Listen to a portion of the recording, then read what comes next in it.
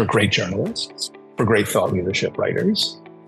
I think the barrier, the bar you're going to have to reach is going to be ever higher, right? Because if AI can do it as well, then that's where it's going to go, right? I believe that really gifted storytellers, really talented writers will be more prized than ever before.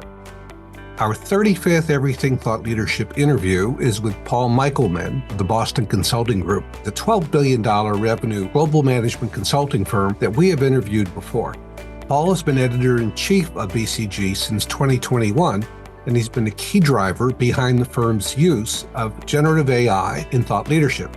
The first thing that Paul and I talked about was his 30-year career in thought leadership, a career that began at MIT's business school, the Sloan School of Management, when he was director of publications, and then a similar position at Harvard Business School at Harvard Business Review. He was HBR's first director of new editorial products, and that led to new digital products like the IdeaCast podcast.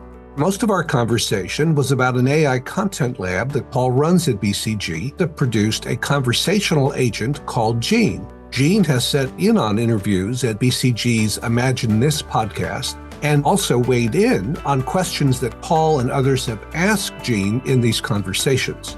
Paul also talked about another AI tool that's been in the works, which they call Scribe, the content development platform that looks like it could revolutionize the way BCG consultants, researchers, and editors work together in creating leading-edge ideas and bringing them to market much faster. Paul believes it could profoundly change the role of thought leadership professionals in content creation.